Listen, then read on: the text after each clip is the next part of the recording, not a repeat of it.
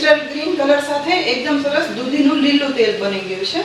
આમળાની સિઝનમાં આપણે આમળાનું hair oil બનાવીએ છીએ, જેની રીત મેં તમારી સાથે શેર કરી જ હતી, પરંતુ ઉનાળામાં દૂધી સરસ આવે છે અને ઠંડક આપનારી છે, તો હું વાળ માટે દૂધીનું તેલ બનાવું છું। અને આ તેલ છે તે વાળ માટે તો સારું છે જ, પરંતુ એ સિવાય માથાનો દુખાવો થતો હોય, સ્ટ્રેસ આવતો હોય, માઇગ્રેન થતું હોય તેના માટે પણ ઉપયોગી છે। અને એ સિવાય ખાસ કરીને આપણને ઉનાળામાં છે ને તેલ નાખવું ના ગમે, કારણ કે એકદમ ચીપચીપું લાગે, ચીકણું લાગે એવું થતું હોય છે, પરંતુ આ તેલ છે ને ઓછું સ્ટીકી બને છે, એટલે ઉનાળામાં ઠંડકની સાથે વાળના માટે ઉપયોગી છે અને માઇગ્રેન ને આવા બધા દુખાવા માટે પણ ઉપયોગી છે। તો એ રીત હું આજ તમારી સાથે શેર કરું છું।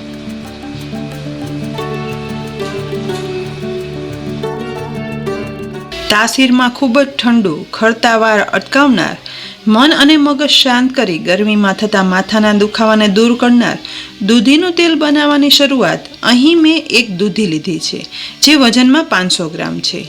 દૂધીનું તેલ બનાવવા માટે આવી નખથી છાલ ઉખડી જાય ને તેવી કૂણી અને પાણીવાળી દૂધી લેવાની।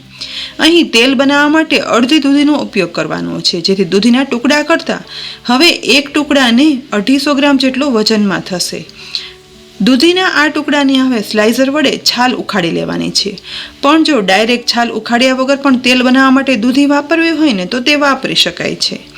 દૂધીની છાલ કાઢી લીધા પછી જે વાસણમાં તેલ ઉકાળવું હોય ને તે જાડા તળિયાવાળું વાસણ લઈશું। તેમાં મીડિયમ ખમણ થાય ને તેવી ખમણી લઈ અને દૂધીનું ખમણ આ રીતે કરી લેવાનું છે। જુઓ, આવું મીડિયમ સાઇઝનું અથવા ઝીણું ખમણ થાય ને તેવું ખમણ કરી લેવાનું। અહીં 250 ગ્રામ દૂધીનું હવે ખમણ થઈ અને તૈયાર થઈ ગયું છે। તો દૂધીનું તેલ બનાવવા માટે 250 ml જેટલું કોપરેલ તેલ લીધું છે। આ તેલ ખમણેલી દૂધીમાં ઉમેરી દઈશું। વાળ માટે કોપરેલ તેલ ખૂબ જ ગુણકારી અને ઉત્તમ કહેવાય છે, અને તે ચોખ્ખું હોવાથી એકદમ સ્ટીકી પણ નથી હોતું। હવે તેની સાથે 1 ટેબલસ્પૂન જેટલો આમળાનો પાવડર ઉમેરશું। તાસીરમાં ઠંડા આમળા વાળને કાળા લાંબા બનાવે છે, સાથે તે મગજને ઠંડક આપે છે। તેની સાથે જ 1 ટીસ્પૂન મહેંદી પાવડર ઉમેરશું। તાસીરમાં ખૂબ જ ઠંડી અને નેચરલ કન્ડિશનર કહેવાતી મહેંદી ઠંડક સાથે વાળને કુદરતી સિલ્કી બનાવે છે। સાથે 1 ટીસ્પૂન બ્રાહ્મી પાવડર પણ ઉમેરવાનો છે। ખૂબ જ ઠંડક આપનાર બ્રાહ્મી મગજને ઠંડક આપી અને વાળને ખરતા અને સફેદ થતા અટકાવનાર ઉત્તમ આયુર્વેદિક ઔષધિ છે। તેની સાથે અહીં મેં દેશી લાલ ગુલાબની પાંદડી પણ લીધી છે। લગભગ 50 ગ્રામ જેટલી આ ગુલાબની પાંદડી ઉમેરવાની છે।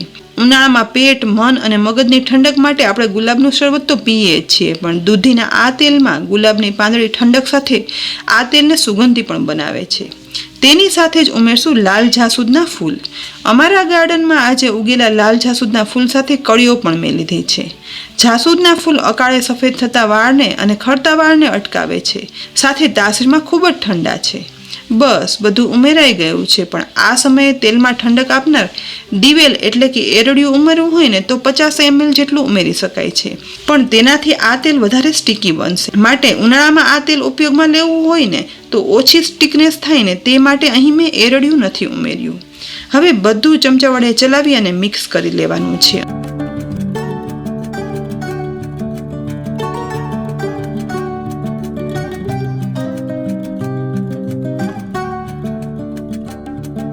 ત્યાર પછી ઢાંકણ ઢાંકી તેલમાં ઉમેરેલી સામગ્રી પલાળવા માટે લગભગ 5 કલાક માટે રાખી દઈશું। અહીં દૂધી તથા બીજી સામગ્રીને તેલમાં પલાળવા રાખીએ 5 કલાક જેવો સમય થઈ ગયો છે, તો કઢાઈનું ઢાંકણ ખોલતા જુઓ તેલને મિક્સ કરતા તેમાં દૂધી અને બીજા ઉમેરેલી સામગ્રી પલળી નેચરલ ગ્રીન કલર આવી ગયો છે। તો હવે તેલમાં પલાળેલા મસાલા સાથે આ કઢાઈને ગેસ ચાલુ કરી અને તેની ફ્લેમ લો કરી કઢાઈ તેના પર ગોઠવી દઈશું। ધીમે ધીમે ગરમ થતાં તેલ ઉકળવા લાગશે, પણ આપણે દૂધી અને ઉમેરેલી સામગ્રીના સંપૂર્ણ ગુણ મેળવવા માટે આ તેલને ઉકાળવું ખૂબ જરૂરી છે। પણ આ તેલ ઉકળવામાં એ વાતનું ખાસ ધ્યાન રાખવાનું કે ભલે વધારે સમય લાગે છતાં પણ ગેસની ફ્લેમ લો જ રાખી અને તેલ ઉકાળવાનું, જેથી તેલમાં ઉમેરેલી સામગ્રી બળે પણ નહીં અને કાળી પણ ના પડે અને તેના બધા ગુણો છે ને તે તેલમાં મિક્સ થઈ જાય। અહીં ધીમા ગેસે તેલ ઉકળતા લગભગ 25 મિનિટ જેવો સમય થઈ ગયો છે અને એક ખૂબ જ સરસ સુગંધ સાથે મસાલા તેલમાં ઉકળી રહ્યા છે।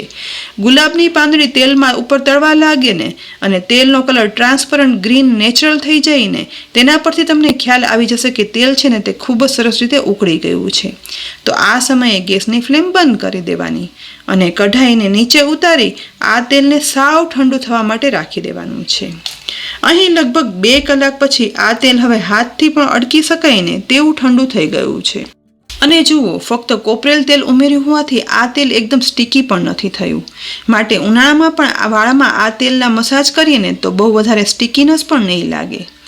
આ સમયે હવે એક બાઉલ પર ગળણી રાખી દેવાની અને તેના ઉપર મલમલનું કપડું રાખશું.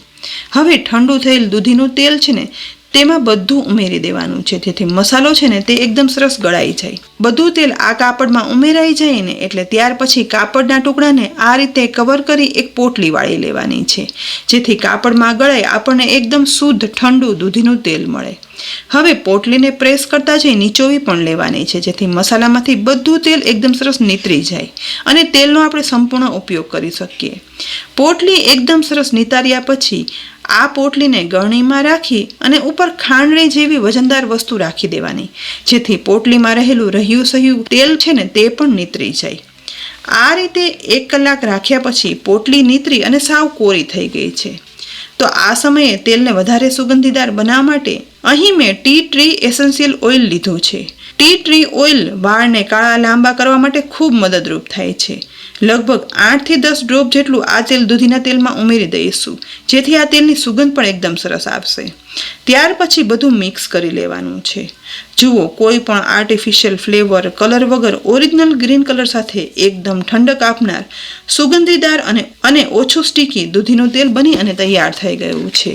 આ તેલ એક વખત બનાવી અને પછી આ રીતે હવે તમે એરટાઇટ કન્ટેનરમાં ભરી અને રાખી દેશો ને તો 1 વર્ષ સુધી કુદરતી ગ્રીન કલર સાથે સારું રહે છે. અને ઉનાળામાં તો વાળામાં નાખવાથી સ્ટીકીનેસ પણ નહીં લાગે અને એટલું બધું ઠંડક આપશે ને કે ઉનાળામાં થતા માઇગ્રેનના રોગને દૂર રાખશે અને મન અને મગજને એકદમ ઠંડક અને શાંતિ આપે છે.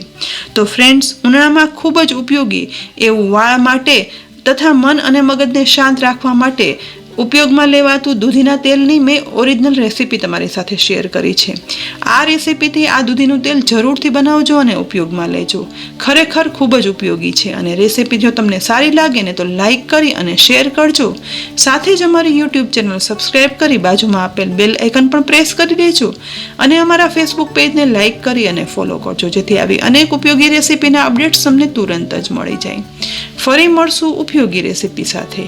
ત્યાં સુધી આવજો.